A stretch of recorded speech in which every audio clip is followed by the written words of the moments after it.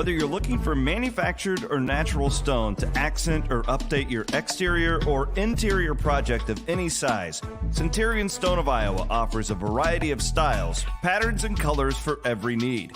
Centurion Stone, our own manufactured stone product, has the look and feel of natural stone and is available in over 200 color and pattern combinations. We also provide natural stone for interior and exterior projects.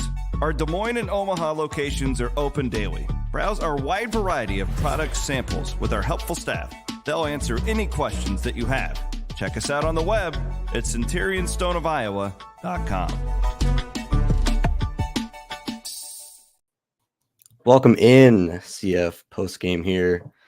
Aiden Wyatt joined by Rob Gray. Iowa State escapes Orlando 60-52. Rob, this wasn't a pretty game.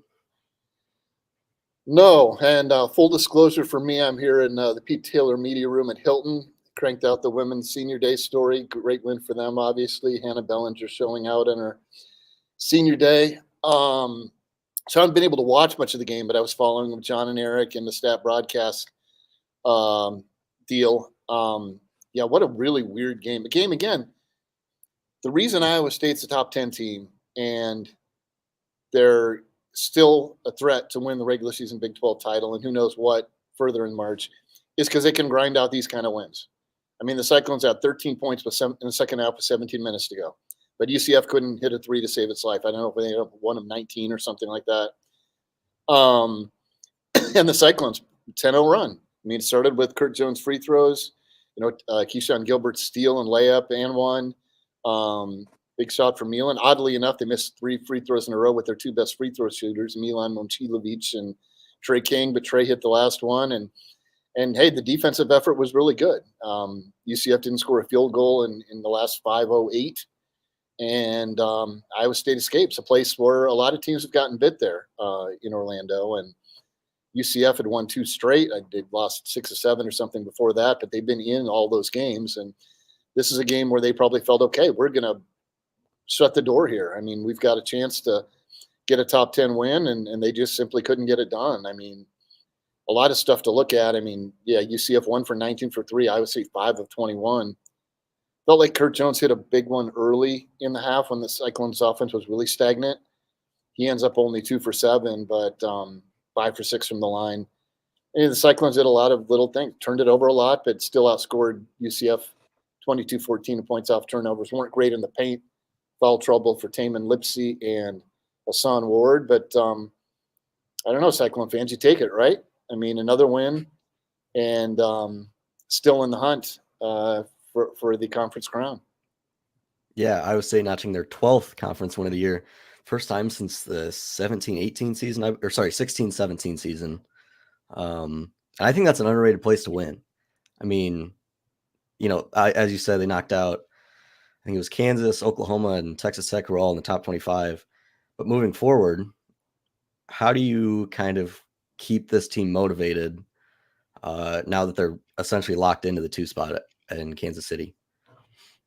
Yeah, I mean, I think the motivation comes from what TJ calls their daily habits and everything. And I think I know Chris and Brent have touched on this at times. This has got to be a pretty tired basketball team, given the amount of effort that they've got to put into every second of practice, the way they play in all these games.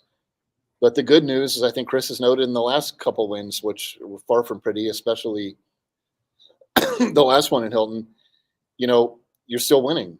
And that's the mark of a team that has a chance to make a deep run in March, that when you're not at your best offensively, you're even better defensively. And, they overcame a lot of things in this game.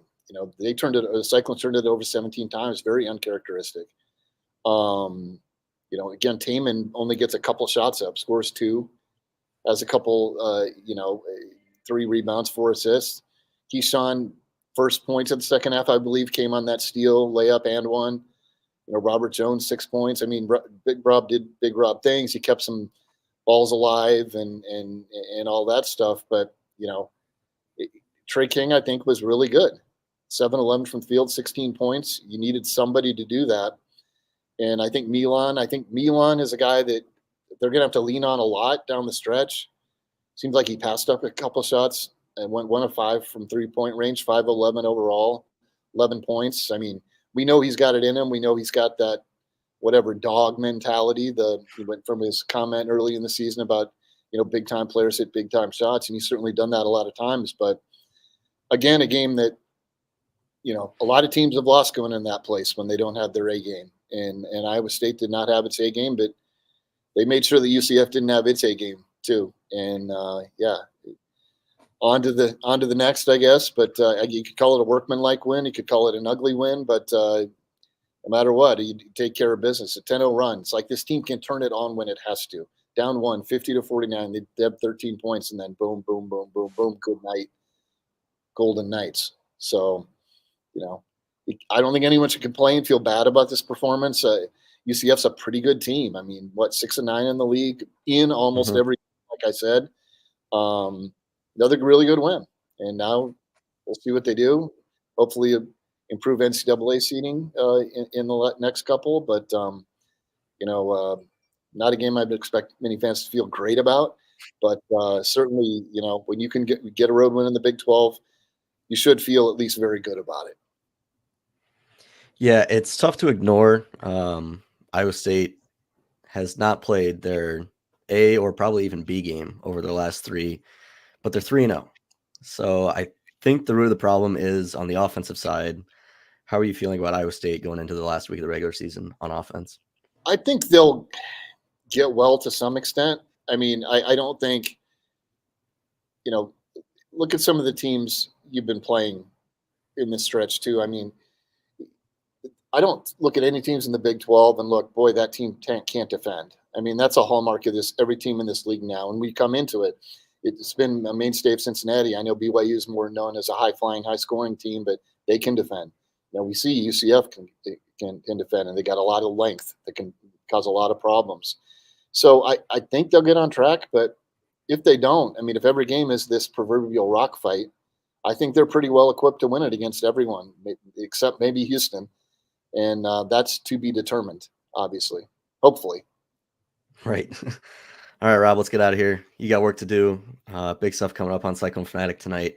Thank you to our friends at Carl Auto Group and Centurion Stone. Have a great rest of your weekend.